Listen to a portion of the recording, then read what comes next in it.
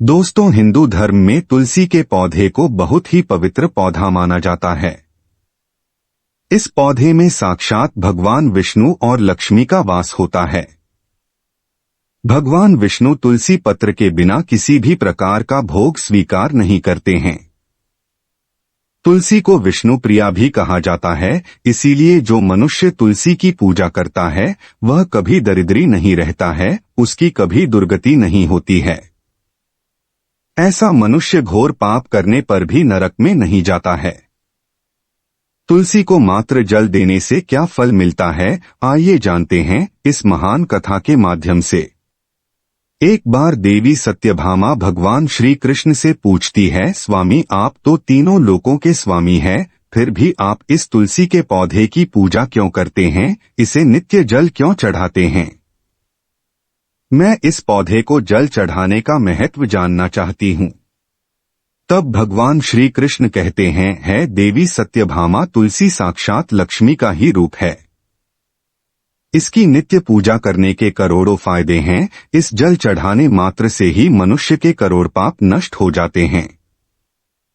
तुलसी को जल देने का महत्व बताने से पहले मैं तुम्हें एक अत्यंत प्राचीन कथा सुनाता हूँ। इस कथा के माध्यम से तुम्हें तुम्हारे सारे प्रश्नों के उत्तर मिल जाएंगे, इसीलिए तुम इस कथा को ध्यान से सुनो। श्री कृष्ण कहते हैं, है देवी, जो भी मनुष्य केवल इस कथा का श्रवण कर लेता है उसे 100 वर्षों तक तुलसी को जल देने का फल प्राप्त होता है। देवी सत्यभामा कहती है, हे प्रभु, मैं इस कथा को अवश्य सुनना चाहती हूँ, आप मुझे वह कथा सुनाइए, मैं इसे पूरे ध्यान से सुनूंगी। तब भगवान श्री कृष्णा देवी सत्यभामा को तुलसी को जल देने के महत्व की कथा सुनाते हैं। देवी सत्यभामा इस विषय में एक प्राचीन इतिहास है जो बहुत ही उत्तम और पुण्य फल प्रदान करने वाला है। पूर्व कल की बात है, अवंतीपुर में धनेश्वर नाम का ब्राह्मण रहता था। वह जन्म से तो ब्राह्मण था, किंतु वह कम से भ्रष्ट कपटी बुद्धि वाला, कंबल तथा चमड़ा आदि बेचकर धन कमाने वाला तथा अत्यधिक झूठ बोलने वाला था। उसका मन हमेशा बुरे काम करने में लगा रहता था। वह चोरी, वेश्यागण तथा जुए में आसक्त रहता था। उसने अपने जीवन में कभी पुण्य के काम नहीं किया, शास्त्रों का अध्ययन नहीं किया, पूजा पाठ भी नहीं किया।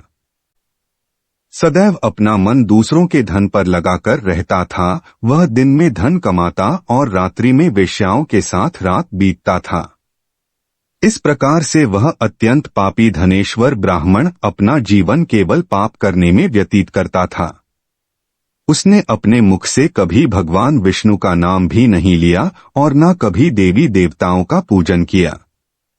इस प्रकार से पाप करते हुए उसे अनेक वर्ष बीत गए। फिर वह धनेश्वर ब्राह्मण खरीदी बिक्री करने के लिए माहिष्मतीपुरी में जा पहुंचता है।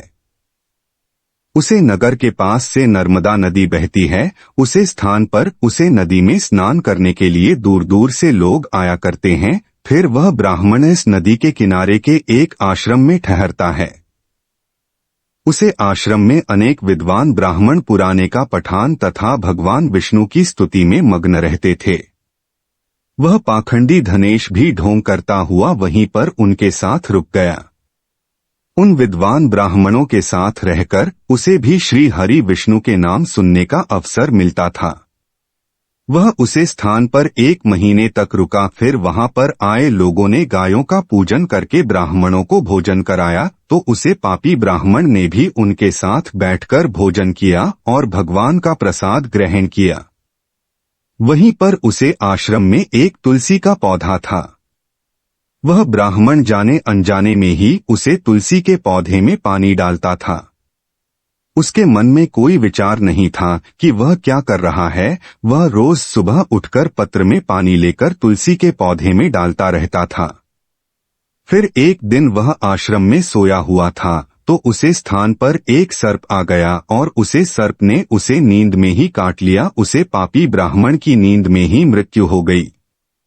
सुबह जब अन्य ब्राह्मणों ने उसे बेहोश अवस्था में देखा तो उन्होंने उसके मुख में तुलसी पत्र और तुलसी का जल डाल दिया। फिर सभी ब्राह्मणों को पता चला कि उसकी मृत्यु हो गई है। उसे पापी ब्राह्मण की मृत्यु के बाद उस स्थान पर यम के दूत प्रकट हुए और उसे पढ़कर यमलोक ले जाने लगे। रास्ते में जाते हुए वह ब्राह्मण विलाप करने लगा और यमदूतों से कहने लगा है, यमदूतों मुझे कहाँ ले जा रहे हो, मेरी मृत्यु किस कारण से हुई है। तब यमदूत कहने लगे, अरे दुष्ट ब्राह्मण, तूने जन्म से लेकर मृत्यु तक बहुत पाप किए हैं। तेरे पापों के कारण ही तुझे एक काले सर्प ने काट लिया और तेरी मृत्यु हो गई है। अब हम तुझे यमलोक लेकर जा रहे हैं। वहां पर यमराज तेरे पाप कर्मों का लेखा जोखा देखेंगे और निश्चित ही तुझे वे नरक में डालेंगे। फिर वह ब्राह्मण जोर जोर से विलाप करने लगा और उन यमदूतों से क्षमा याचना करने लगा, किंतु यह के दूतों को उस पर जरा सी भी दया नहीं आई और वे उसे पीटते हुए यमलोक लेकर गए। जब यमदूत उसे ब्राह्मण को लेकर यमराज के सामने पहुंच गए तो यमराज के पास बैठे हुए चित्रगुप्त ने उस ब्राह्मण के जन्म से लेकर मृत्यु तक के कर्मों का लेखा जोखा निकाला और यमराज से कहने लगे हैं, महाराज, इस ब्राह्मण ने तो बचपन से लेकर मृत्यु तक पाप ही पाप किए हैं, इसने कोई पुण्य का काम नहीं किया है।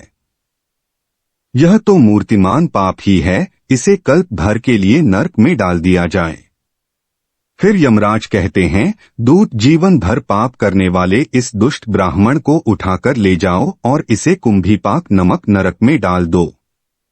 यमराज के आदेश का पालन करते हुए वे यह के दूत हंसते हुए उसे पापी ब्राह्मण को लेकर चले गए और उसे मुद्गारों से पीटने लगे, जिससे उसे ब्राह्मण का मस्तक टूट गया और वह उसे कुंभीपाक नामक नरक में ले गए। उसे भयंकर नरक में खोलते हुए तेल के बड़े बड़े घड़े थे, जिसके नीचे भयंकर अग्नि धधक रही थी। फिर यमराज का दूत ने उसे ब्राह्मण को उस खोलते हुए तेल के घड़े में डाल दिया, लेकिन जैसे ही वह ब्राह्मण उस खोलते हुए तेल के घड़े में गिरा, वह तेल एकदम से ठंडा पड़ गया। इस विचित्र घटना को देखकर उसे यह के दूत को बड़ा आश्चर्य हुआ। ऐसा पहले कभी नहीं हुआ था। उसने कितने ही पापियों को उसे तेल के घड़े में डाला था, वह सभी उसे खोलने तेल में गिरकर छटपटाना लगते थे। लेकिन जैसे ही वह ब्राह्मण गिरा, वह तेल अचानक से शांत और शीतल हो गया। इस आश्चर्य को देखते ही वह यमदूत तीव्र गति से दौड़ता हुआ यमराज के पास पहुंच गया। यमराज ने पूछा है, दूत, क्या बात है, इतनी तीव्र गति से दौड़ते हुए क्यों आ रहे हो। फिर वह दूत कहता है, यमराज, आपने जिस ब्राह्मण को कुंभीपाक में डालने के लिए कहा था, जैसे ही हमने उसे कुंभीपाक नरक में डाल दिया, नरक की अग्नि बुझ गई और वह खोलता हुआ तेल भी ठंड पड़ गया। फिर यमराज कहते हैं, दूत, यह तो बड़ी ही विचित्र घटना है, ऐसा तो पहले कभी नहीं हुआ। यमराज विचार कर रहे होते हैं, तभी उसे स्थान पर देवर्षि नारद पधारते हैं। देवर्षि नारद को देखकर यमराज अत्यंत प्रसन्न होते हैं और उन्हें प्रणाम करके उनका स्वागत करते हैं। फिर यमराज नारद जी से कहते हैं, देवर्षि, आप उचित समय पर आए हैं। हमने आज एक अत्यंत पापी ब्राह्मण को कुंभीपाक नरक में गिराया है, किंतु उसके गिरते ही नरक की अग्नि ठंडी पड़ चुकी है और खोलता हुआ तेल भी शीतल बन गया है। तब देवर्षि नारद यमराज से कहने लगते हैं, धर्मराज, आपने जिस ब्राह्मण को कुंभीपाक नरक में डाला है, वह नरक में डालने योग्य नहीं है, क्योंकि इस ब्राह्मण के द्वारा अनजाने में ही ऐसा काम हो गया है जो नरक का नाश करने वाला है। जो मनुष्य पुण्य करने वाले लोगों के साथ रहता है, उसे उनके पुण्य का भाग अवश्य मिलता है, और यह ब्राह्मण तो 1 महीने तक भगवान विष्णु के भक्तों के साथ रहा है। इस ब्राह्मण में आश्रम में रहते हुए नित्य तुलसी को जल अर्पण किया है, इसीलिए यह बहुत बड़ा पुण्यवान बन गया है। इसके समस्त पाप नष्ट हो गए हैं। यह ब्राह्मण अब विश्वलोक जाने का अधिकारी बन गया है। इस ब्राह्मण ने अनजाने में ही इतना पुण्य कमाया है जो जन्म जन्मांतरों में मनुष्यों को प्राप्त नहीं होता है, इसीलिए आप इस नरक में ना पकाओ। इस ब्राह्मण के पापों के लिए इसे केवल इतना दंड दो, इस नरक लोक का दर्शन कराओ। देवर्षि की बात सुनकर यमराज अत्यंत प्रसन्न होते हैं और ब्राह्मण को कुंभ भी पाक नरक से निकाल कर लाते हैं और अपने दूत से कहते हैं, हे दूत, इस ब्राह्मण महात्मा को ले जाओ और संपूर्ण नारकों का दर्शन कराओ। फिर दूत उसे ब्राह्मण को ले जाते हैं और संपूर्ण नरकों का दर्शन करने लगते हैं। भगवान श्री कृष्ण कहते हैं, है देवी सत्यभामा, इस प्रकार से यह के दूत उसे ब्राह्मण को संपूर्ण नरकों का दर्शन करते हैं और यक्ष लोक में ले जाते हैं और फिर वह ब्राह्मण एक यक्ष बन जाता है। श्री कृष्ण कहते हैं, है देवी वनस्पति नाम तुलसी, मनसा नाम कार्तिक है, प्रिया एकादशी तिथि नाम च, क्षेत्र नाम द्वारका में, वनस्पतियों में मुझे तुलसी प्रिया है, मानस में कार्तिक मास, तिथि में एकादशी और क्षेत्र में मुझे द्वारका प्रिया है। इसीलिए जो मनुष्य नित्य तुलसी की पूजा करता है, तुलसी को जल देता है, वह मुझे सबसे अधिक प्रिय है। उसे मनुष्य की कभी दुर्गति नहीं होती है, वह कभी नरक में नहीं गिरता है। जिन घरों में तुलसी का पौधा सदैव ही हरा भरा रहता है, उसे घर में सुख शांति और समृद्धि बनी रहती है। भगवान विष्णु की पूजा में और उन्हें चढ़ाए जाने वाले भोग में तुलसी के पत्र आवश्यक होने चाहिए, क्योंकि तुलसी पत्र के बिना भगवान विष्णु किसी भी प्रकार का भोग स्वीकार नहीं करते हैं। इसीलिए प्रत्येक घर में तुलसी का पौधा अवश्य होना चाहिए। अगर आपके घर में तुलसी है तो सुख शांति और समृद्धि के लिए तुलसी माँ को चुनरी अवश्य चढ़ाने चाहिए। अक्सर लोग घर में तुलसी का पौधा तो लगा देते हैं, लेकिन उनसे यह गलती हो जाती है कि वे तुलसी माँ को चुनरी नहीं चढ़ाते हैं, जिसके कारण उन्हें तुलसी लगाने का शुभ फल प्राप्त नहीं हो पाता है। हमेशा ध्यान रहे कि तुलसी का पौधा चुनरी के बिना अधूरा होता है। तुलसी केवल एक पौधा नहीं है, बल्कि वह देवी है, विष्णु पत्नी है, उन्हें हम अपनी माता मानते हैं। इसीलिए तुलसी को चुनरी अवश्य ही चढ़ाने चाहिए। इससे पति पत्नी में प्रेम और विश्वास बढ़ता है। घर में रहने वाली महिलाएं सदा सुहागन और सौभाग्यशाली रहती है। लेकिन तुलसी को चुनरी चढ़ाते समय आपको यह बात ध्यान में रखनी चाहिए कि आप तुलसी को लाल रंग की चुनरी न चढ़ाएं। लाल रंग का संबंध मंगल ग्रह से होता है और बुध ग्रह तुलसी से संबंधित होता है। मंगल और बुध ग्रह मित्र नहीं है, बुध के अनुकूल शुक्र ग्रह शनि है। इसीलिए तुलसी पर लाल चुनरी कभी नहीं चढ़ाने चाहिए। आप तुलसी पर हरे रंग की, पीले रंग की अथवा नीले रंग की चुनरी चढ़ा सकते हैं। लेकिन कई लोग पुरानी फटी हुई चुनरी तुलसी पर बांध देते हैं, ऐसा करना भी अशुभ होता है। तुलसी पर नई चुनरी ही बांधनी चाहिए। तुलसी पर चुनरी बढ़ने के लिए एकादशी का दिन सर्वोत्तम होता है। आप किसी भी एकादशी के दिन नई चुनरी लाकर उसे तुलसी के पौधे में बांध दें, इससे आपको कई गुना अधिक लाभ प्राप्त होंगे। तुलसी को बिना चुनरी के कभी ना रखें। अगर चुनरी पुरानी हो जाए तो चुनरी को एकादशी के दिन ही बदलना चाहिए। दोस्तों, तुलसी का विवाह भी अवश्य करना चाहिए। इससे मनुष्य के सभी दुखों का अंत होता है और सांसारिक जीवन सुखमय बीतता है।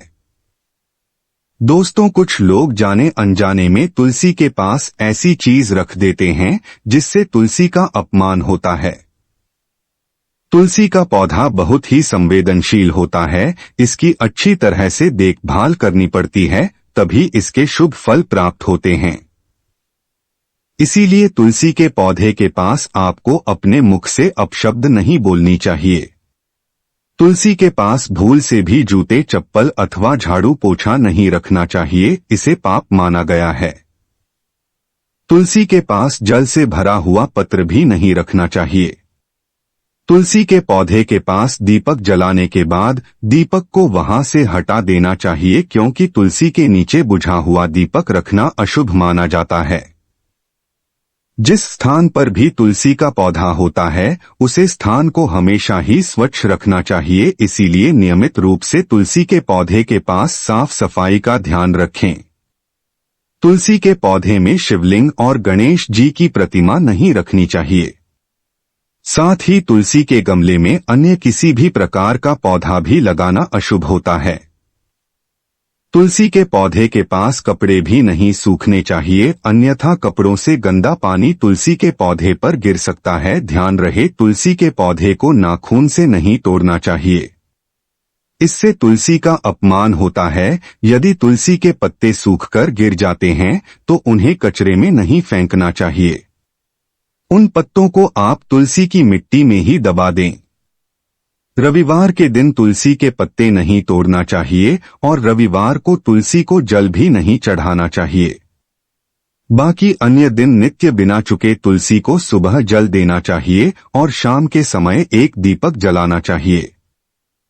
अक्सर महिलाएं स्नान के बाद अपने बाल खुला रखकर ही तुलसी को जल देती है, ऐसा करना गलत होता है। महिलाओं को हमेशा ही अपने बाल बांधकर माथे पर सिंदूर लगाकर ही तुलसी में जल देना चाहिए, इससे तुलसी का आशीर्वाद प्राप्त होता है। घर में तुलसी का पौधा लगाते समय ध्यान रहे कि आप इसके लिए गंदी मिट्टी का उपयोग न करें। तुलसी के पौधे के लिए शमशान की अथवा गंदगी वाले स्थान की मिट्टी का कभी उपयोग नहीं करना चाहिए, इससे तुलसी मां रूठ जाती है और सूखने लगती है।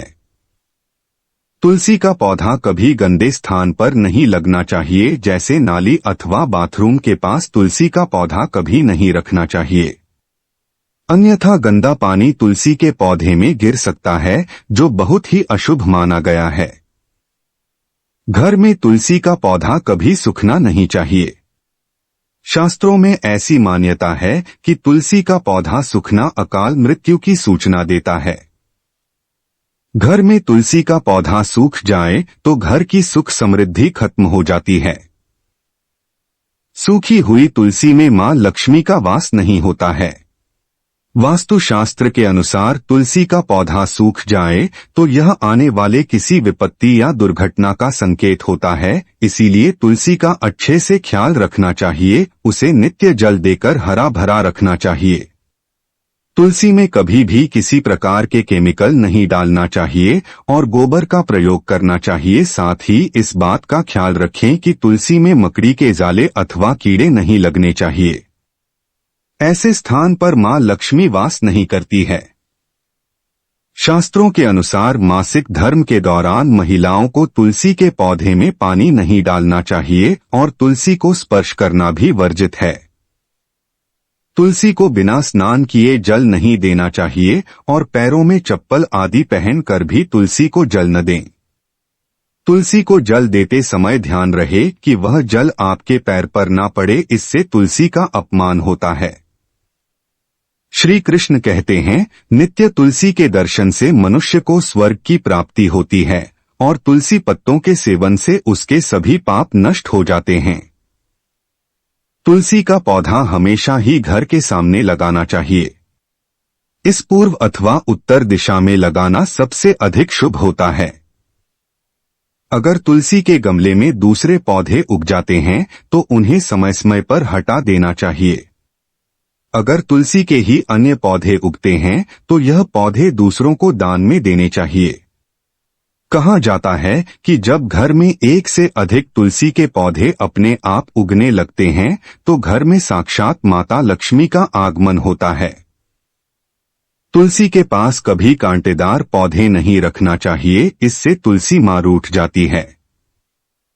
शास्त्रों में कहा गया है, जिन पौधों से हरी भरी कलियों की उत्पत्ति ना हो उसके स्थान पर कांटे निकालते हो तो ऐसे पौधों को तुलसी के पास कभी रखना नहीं चाहिए। नागफनी का पौधा तो गलती से भी तुलसी के पास न रखें। यह तुलसी की संपूर्ण सकारात्मक ऊर्जा को नष्ट कर देता है, लेकिन शास्त्रों में केले के पौधे का विशेष महत्व बताया गया है। अगर आप तुलसी के पास केले का पेड़ लगा देते हैं तो आपको कई गुना अधिक लाभ प्राप्त होंगे। केले के पेड़ में भगवान विष्णु का वास होता है, इसे तुलसी के पास लगाने से घर में सुख समृद्धि आती है। साथ ही जिस स्थान पर भगवान विष्णु का वास होता है वहां लक्ष्मी खुद चलकर आती है। दोस्तों, आपको तुलसी के पौधे में शालिग्राम भी अवश्य रखना चाहिए। तुलसी के गमले में शालिग्राम रखने से तुलसी का और भी अधिक शुभ प्रभाव आपको देखने को मिलेगा। शालिग्राम भगवान विष्णु का निराकार रूप माना जाता है। यह काले रंग का पत्थर होता है जिसे विलक्षण और मूल्यवान माना गया है। इसे अगर आप तुलसी के गमले में रखेंगे तो आपके घर से संपूर्ण नकारात्मक ऊर्जा नष्ट हो जाएगी। अगर शालिग्राम तुलसी के पौधे में है तो भगवान विष्णु के साथ आपको मां लक्ष्मी की कृपा प्राप्त होगी। आपके घर में कभी धन धान्य की कमी नहीं रहेगी। पुराण के अनुसार जिस घर में शालिग्राम होता है वह घर तीर्थ के समान श्रेष्ठ होता है। नित्य शालिग्राम के दर्शन और पूजन से सभी प्रकार के भौतिक सुखों की प्राप्ति होती है। यह स्वयं मूल होने के कारण इसकी प्राण प्रतिष्ठा करने की आवश्यकता नहीं होती। इसे अगर तुलसी के पास रखकर इसकी पूजा रोज की जाती है तो व्यक्ति को धन संबंधी कोई समस्या नहीं आती है। घर में केवल एक ही शालिग्राम की पूजा करनी चाहिए। पुराण में कहा गया है भगवान विष्णु की मूर्ति से कई ज्यादा उत्तम होता है। शालिग्राम की पूजा करना, शालिग्राम को चंदन लगाकर उस पर एक तुलसी का पत्ता रखना चाहिए। प्रतिदिन शालिग्राम को पंचामृत से स्नान करना चाहिए। ऐसा करने से सभी जन्मों के पाप नष्ट होते हैं। शालिग्राम सकारात्मक और सात्विकता का प्रतीक होता है। अंतिम महत्वपूर्ण बात आपको बता दें कि तुलसी का पौधा कभी लालच में आकर नहीं लगना चाहिए। तुलसी का पौधा लगाएं तो उसकी नित्य पूजा करना आवश्यक है। अगर आप इन नियमों का पालन नहीं कर सकते हैं तो तुलसी का पौधा घर में लगाकर तुलसी मां का अपमान भूल से भी ना कर। इससे आपको विपरीत परिणाम भोगने पड़ सकते हैं। तो दोस्तों, इस प्रकार से आप भी तुलसी के गमले में यह चीज अवश्य रखें और सच्ची श्रद्धा से तुलसी के पौधे की देखभाल कर मां लक्ष्मी आपके जीवन में खुशियां और धन संपत्ति लेकर आएंगे। तो दोस्तों, इस प्रकार से भगवान श्री कृष्ण ने देवी सत्यभामा को तुलसी के पौधे को जल देने का महत्व बताया है और घर में तुलसी का पौधा लगाने के नियम बताए हैं। आपको यह कथा कैसी लगी कमेंट करके जरूर बताएं। जानकारी अच्छी लगी तो वीडियो को लाइक जरूर करें, साथ ही कमेंट में जय श्री कृष्णा और जय मां तुलसी जरूर लिखें। आपसे विनती है कि आप इस चैनल को सब्सक्राइब जरूर करें ताकि ऐसी ही आध्यात्मिक जानकारी आपको प्राप्त हो। आप सभी का धन्यवाद। कृष्णा कृष्णा हरे रामा रामा रामा हरे हरे। शंभु भगवते वासुदेवाय। ओम नमो भगवते वासुदेवाय।